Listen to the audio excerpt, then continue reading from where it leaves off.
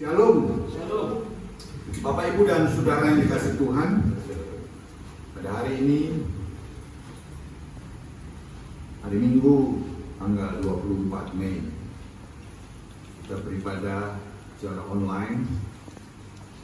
Kita akan mendengarkan kebenaran firman Tuhan.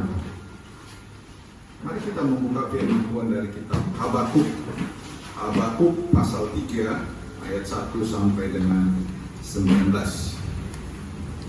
Kitab Nabi Habakuk pasal 3 ayat 1 sampai 19 saya baca. Doa Nabi Habakuk menurut nada ratapan. Tuhan, telah kudengar kabar tentang Engkau dan pekerjaanmu ya Tuhan, kutakuti. Hidupkanlah itu dalam lintasan tahun, nyatakanlah itu dalam lintasan tahun. Dalam murka ingatkanlah akan kasih sayang. Allah datang dari negeri teman, yang Maha Kudus dari pegunungan Paran. Sela, keagungannya menutupi segenap langit, dan bumi pun penuh dengan pujian kepadanya.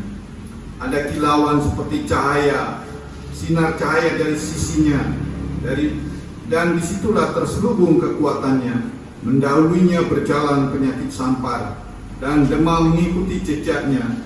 Ia berdiri, maka bumi dibuatnya bergoyang. Ia melihat berkeliling, maka bangsa-bangsa dibuatnya melompat terkejut. Hancur gunung-gunung yang ada sejak purba, merendah bukit-bukit yang berabad-abad. Itulah perjalanannya berabad-abad. Aku melihat kemah-kemah orang Kusyan tertekan, kain-kain tenda-tenda tanah Midian menggetar. Terhadap sungai-sungai, sungaikah ya Tuhan, terhadap sungai-sungaikah murkamu bangkit? Atau terhadap lautkah amarahmu, sehingga engkau mengendarai kuda dan kereta kemenanganmu? Busurmu telah kau buka, telah kau isi dengan anak panah. Engkau membelah bumi menjadi sungai-sungai. Melihat engkau gunung-gunung gemetar, air bah menderu. Lalu samudra raya memperdengarkan suaranya dan mengangkat tangannya. Matahari, bulan berhenti di tempat kediamannya, karena cahaya anak-anak panahmu yang melayang laju, karena kilauan tombakmu yang berkilat. Dalam kegeraman engkau melangkah melintasi bumi. Dalam murka engkau menggasak bangsa-bangsa. Engkau berjalan maju untuk menyelamatkan umatmu, untuk menyelamatkan orang yang kau urapi. Engkau meremukkan bagian atas rumah orang-orang fasik, dan kau buka dasarnya sampai batu yang penghabisan. Engkau menusuk dengan anak panahnya sendiri, kepala laskarnya yang mengamuk, untuk menyerahkan aku dengan sorak-sorai. Seolah-olah mereka menelan orang tertindas secara tersembunyi. Dengan kudamu engkau menginjak laut, timbunan air yang membuih. Engkau akan mendengarnya, gemetarlah hatiku mendengar bunyinya, menggigillah bibirku. Tulang-tulangku seakan-akan kemasukan sengal, dan aku gemetar di tempat aku berdiri. Namun dengan tenang akan kunantikan hari kesusahan yang akan mendatangi bangsa yang bergorong-golang menyerang kami. Sekalipun pohon ara tidak berbunga, pohon anggur tidak berbuah, hasil pohon zaitun mengecewakan. Sekalipun ladang-ladang tidak menghasilkan bahan-bahan makanan, kambing domba terhalau dari kurungan, dan tidak ada lembu sapi dalam kandang. Namun aku akan bersorak-sorai di dalam Tuhan, beria-ria di dalam Allah yang menyelamatkan aku. Allah Tuhanku itu kekuatanku. Dia membuat kakiku seperti kaki rusa, yang membiarkan aku berjejak di bukit-bukitku. Demikianlah firman Tuhan. Bapak, Ibu, dan Saudara yang dikasihi Tuhan, judul khotbah saya adalah iman yang kokoh. Saudara, kitab Habakuk ini ditulis oleh seorang Nabi Habakuk.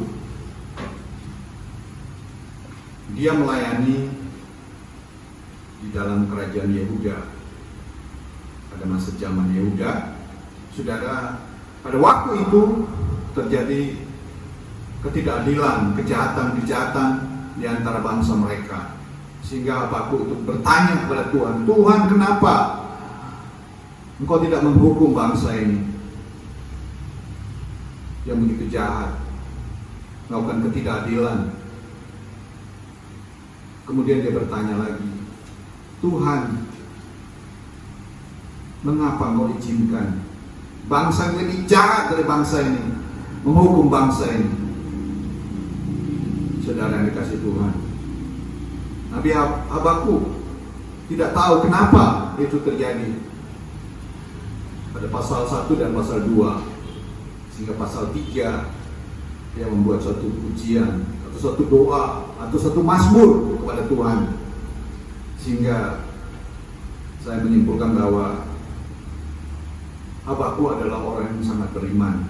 Sehingga tema dari kitab Habakuk itu diambil dari pasal 2 ayat 4. Dikatakan, sesungguhnya orang yang membusung dada tidak lurus hatinya, tetapi orang yang benar itu akan hidup oleh imannya, oleh percayanya. Bapak dan saudara, ayat ini dikutip oleh penulis dalam Perjanjian Baru oleh Rasul Paulus dalam Roma 1 ayat 17, kemudian juga dalam Galatia 3 ayat 6 ayat 11, kemudian juga dikutip oleh penulis kitab Ibrani dalam Ibrani 10 ayat 38. Bapak Ibu dan saudara, Habakuk itu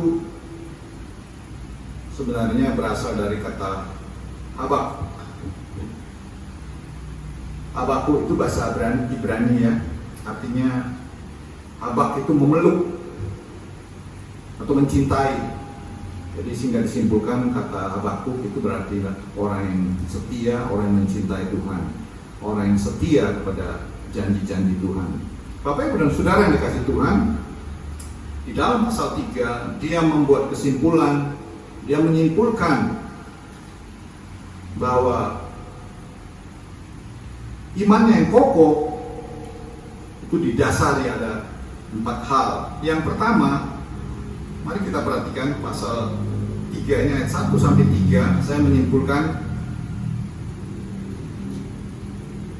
Habakuk punya pengenalan akan pribadi Allah. Iman yang kokoh itu ditentukan akan pengenalan siapa yang kita percaya, pribadi macam apa yang kita percayai.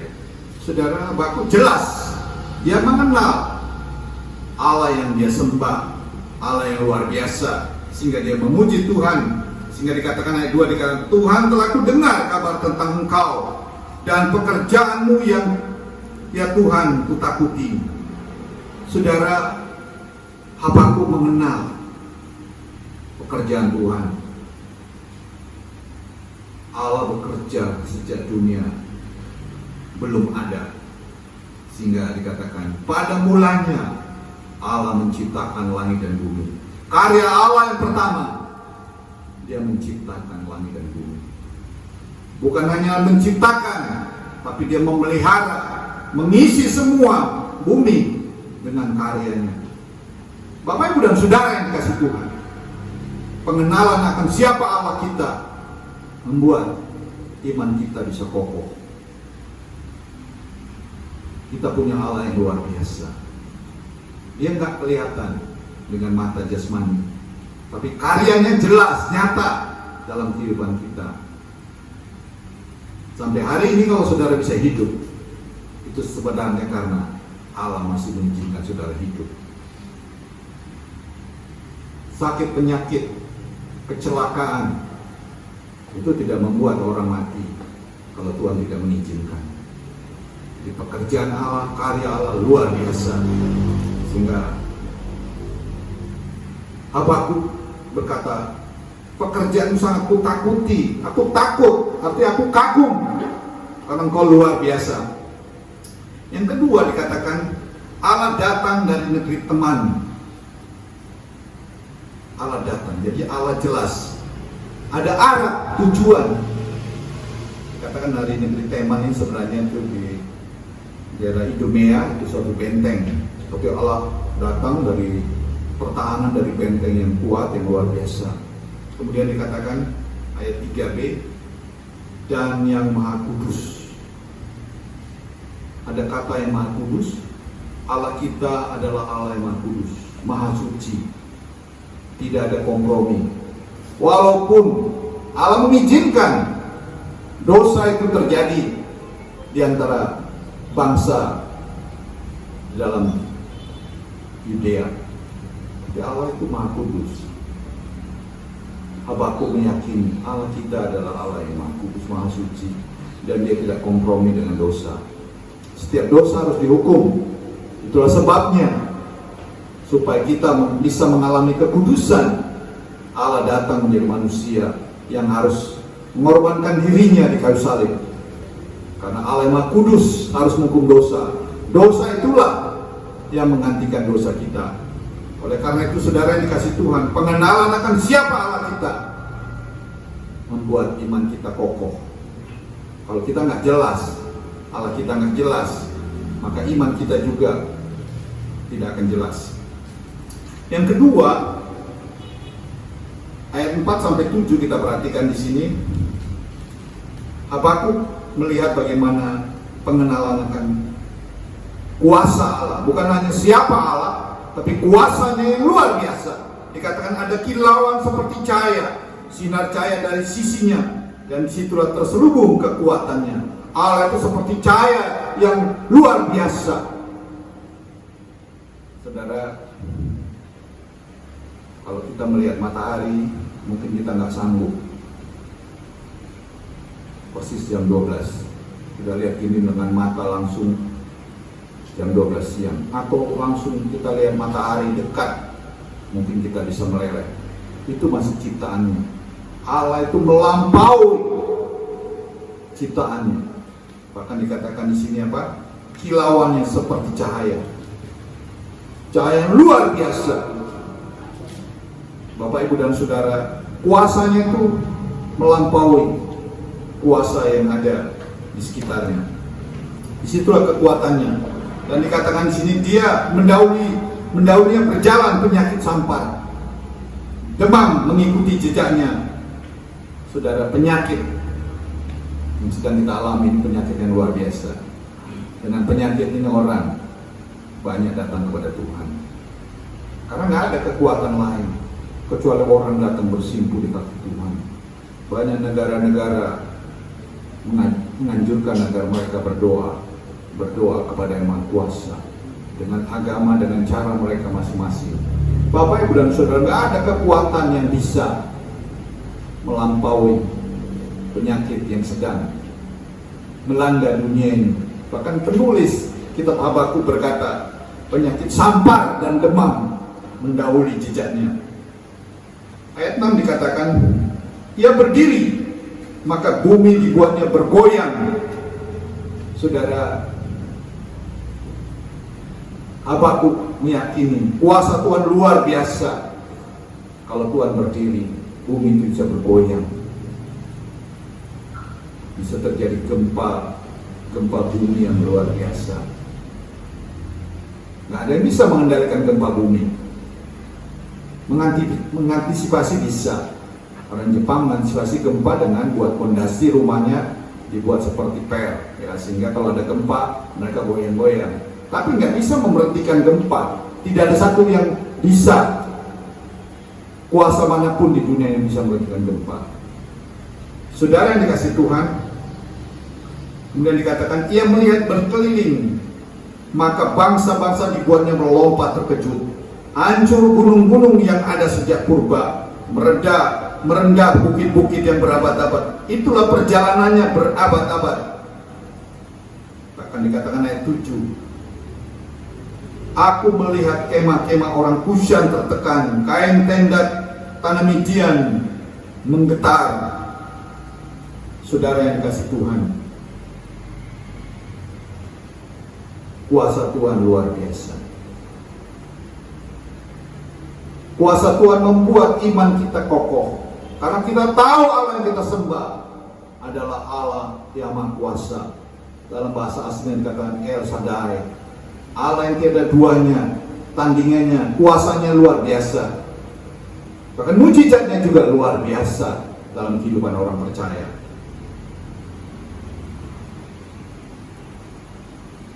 Yang ketiga, Habakuk menyimpulkan iman yang kokoh itu ditandai dengan pengenalan akan maksud Allah.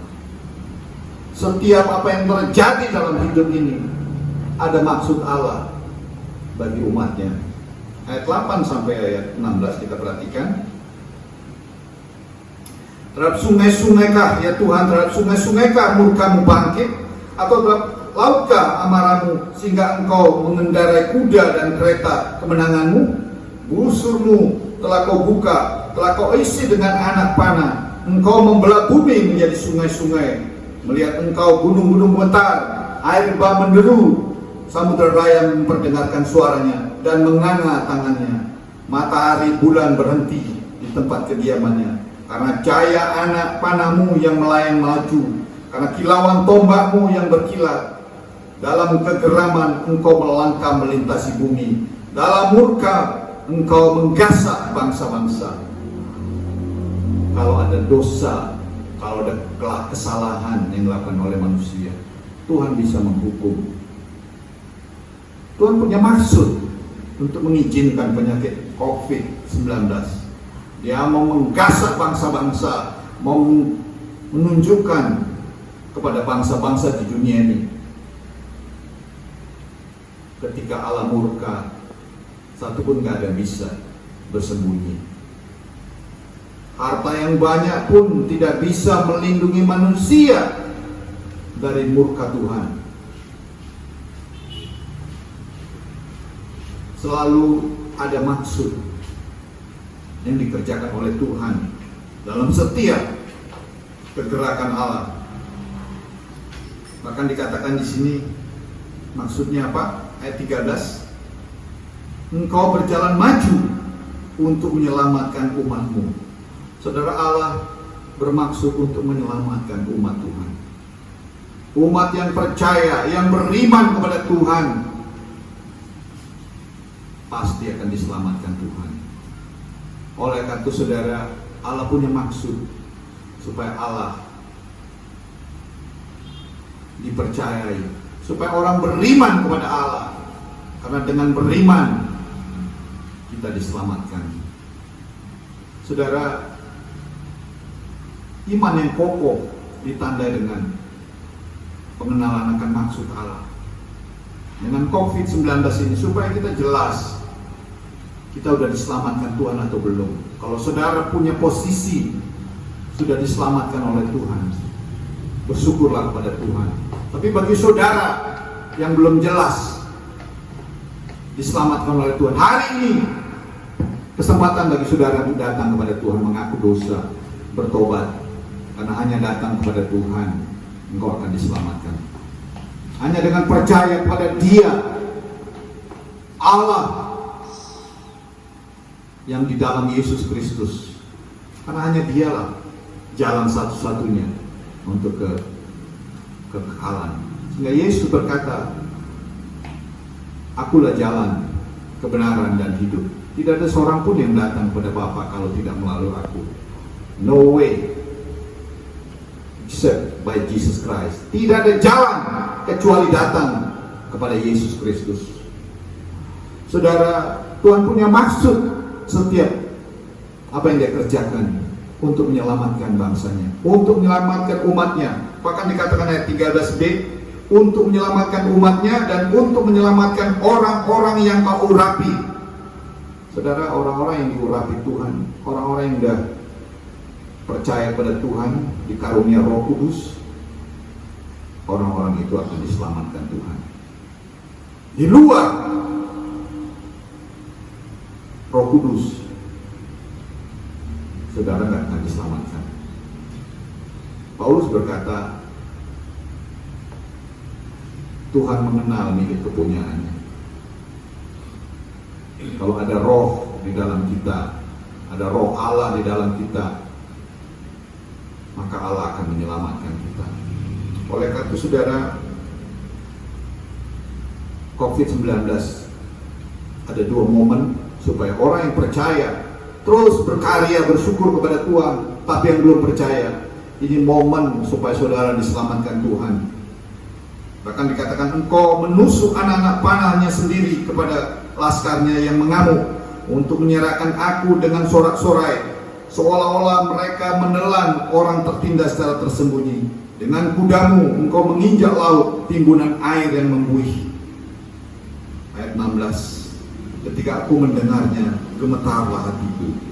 Mendengar bunyinya menggigillah bibirku, tulang-tulangku seakan-akan kemasukan sengal, dan aku gemetar di tempat aku berdiri. Saudara yang dikasihi Tuhan, namun Habakuk berkata, imannya tidak goyah, imannya kokoh, karena dia tahu maksud Allah. Dikatakan, namun dengan tenang akan kunantikan hari kesusahan. Namun dengan tenang akan kunantikan hari kesusahan. Saudara, COVID-19 membuat hari ini adalah hari kesusahan. Orang semua susah, harus kemana-mana pakai masker, harus berjauhan, menjaga jarak. Di rumah pun harus jaga jarak. Bersaudara pun tidak bisa berjabat tangan, tidak bisa berpelukan. Ini belum hari kesusahan besar. Ada hari kesusahan besar, namanya tribulation. Tribulation itu hari yang dimana dunia tidak bisa mengelak. Tapi saudara dan saya tidak akan mengalaminya. Karena pada waktu itu Tuhan akan datang untuk mengangkat saudara dan saya. Sehingga Yesus datang ke dunia, kemudian naik ke surga, dan dia akan datang kembali untuk menjemput saudara dan saya. Sehingga dikatakan, namun dengan tenang akan kunantikan hari kesusahan yang akan mendatangi bangsa-bangsa bergerombolan menyerang.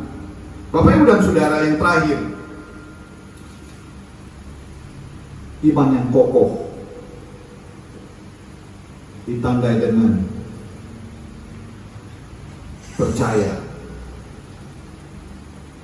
sungguh kepada Allah. Dikatakan ayat 17 sampai 19, dikatakan, sekalipun pohon ara tidak berbunga, pohon anggur tidak berbuah, hasil pohon zaitun mengecewakan, sekalipun ladang-ladang tidak menghasilkan bahan makanan, kambing domba terhalau dari kurungan, dan tidak ada lembu sapi dalam kandang. Namun, ayat 18, namun, tadi sekalipun, kemudian namun, aku akan bersorak-sorai di dalam Tuhan. Sekalipun tidak ada uang, sekalipun tidak ada pekerjaan, sekalipun tidak ada bahan makanan, aku gak kecewa kepada Tuhan. Aku tetap bersorak-sorai di dalam Tuhan. Itulah iman yang kokoh. Dan dikatakan, beria-ria di dalam Allah yang menyelamatkan aku. Aku bergembira karena aku diselamatkan oleh Allah. Karena Allah pasti menolong keluargaku, pasti melindungi aku. Iman yang kokoh ditandai ketika ada masalah, kesulitan, kesukaran. Apakah saudara dan saya tetap bisa bergembira di dalam Tuhan? Kita bisa beria-ria di dalam Tuhan. Habakuk berkata, namun aku bersorak-sorai dalam Tuhan, beria-ria di dalam Allah yang menyelamatkan aku. Karena apa? Ayat 19 dikatakan, Allah Tuhanku itu kekuatanku. Allah Tuhanku itu kekuatanku. Ia membuat kakiku seperti kaki rusa. Ia membiarkan aku berjejak di bukit-bukit. Saudara, kita tidak akan goyah sekalipun ada badai, ada masalah, ada tantangan dalam hidup kita. Karena kita punya iman kepada Allah yang luar biasa. Pengenalan akan Allah menentukan iman saudara kokoh atau tidak. Pengenalan kuasa Allah menentukan iman saudara kokoh atau tidak. Pengenalan maksud Allah dalam hidupmu membuat imanmu kokoh atau tidak. Oleh karena itu saudara yang dikasihi Tuhan, belajarlah dari Nabi Habakuk. Sekalipun tidak ada apa-apa, sama sekali nggak ada apa-apa, namun aku tetap bersorak-sorai di dalam Tuhan. Aku tetap memuji Tuhan dan berkata, Tuhan kau baik, engkau luar biasa, engkau El Shaddai. Amin. Mari kita berdoa. Tuhan Yesus, terima kasih untuk firman-Mu. Kiranya kami terus tetap kokoh berdiri dalam keyakinan kami. Karena kami tahu Allah yang kami sembah, Allah yang hidup, berdiam dalam bait-Mu yang kudus. Habakuk mencatat dalam suratnya pasal 2 ayat 20, Allah itu berdiam di dalam baitnya yang kudus. Allah berdiam di dalam diri kami, karena kamilah bait Allah yang kudus. Oleh karena itu Tuhan, biarlah kami tetap bersorak-sorai, sekalipun ada tantangan, ada masalah, ada kesulitan dalam kehidupan kami. Kami tidak pernah mundur, kami tidak pernah kecewa, kami tidak pernah putus asa, karena Tuhanlah kekuatan kami. Karena Tuhan membuat kaki kami tegak berdiri dalam nama Yesus Kristus. Kiranya firman Tuhan memberi kekuatan yang baru kepada kami hari ini. Terpujilah Engkau Tuhan, kekal selama-lamanya. Di dalam nama Yesus Kristus. Amin. Baik, kita akan mengakhiri ibadah kita. Kita bernyanyi dari nomor 13. Mari saudara bangkit berdiri.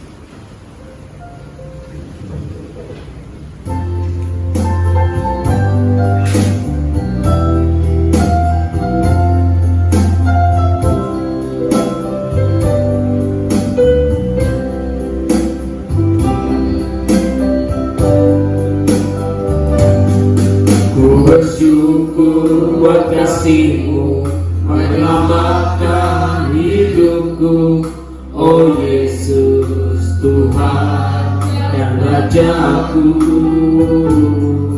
Dengan apakah ku balas anugerah-Mu yang ajaib, biarlah hidupku selalu menyenangkan hati-Mu.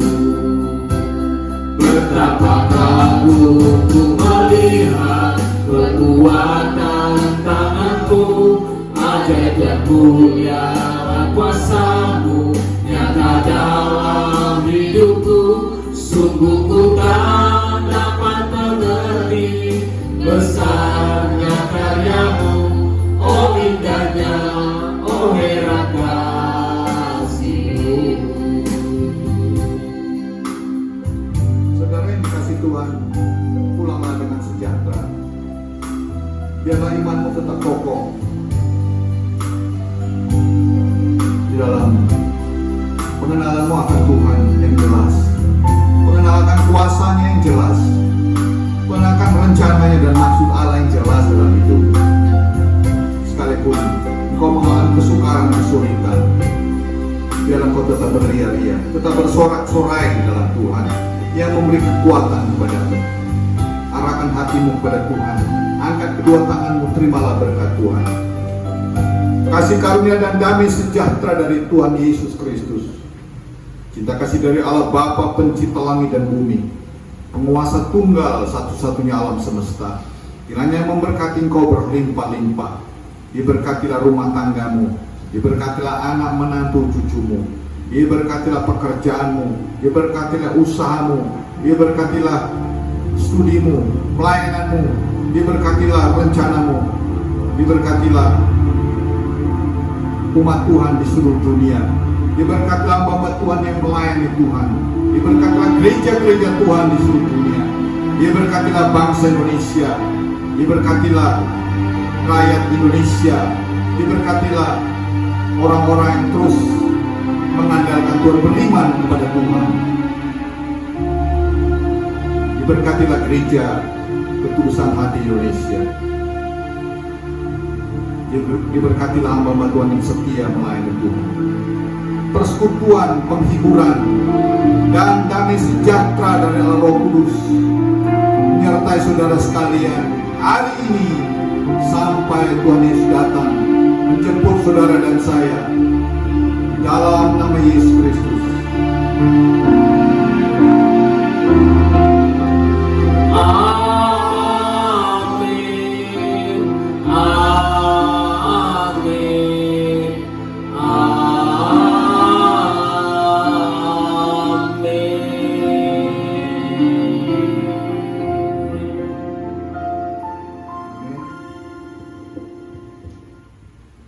Gembala sidang dan majelis Gereja Ketulusan Hati Indonesia, From the Heart Church Ministry of Indonesia, mengucapkan selamat hari Minggu. Kiranya Tuhan memberkati saudara sekalian. Medan 24 Mei 2020. Shalom.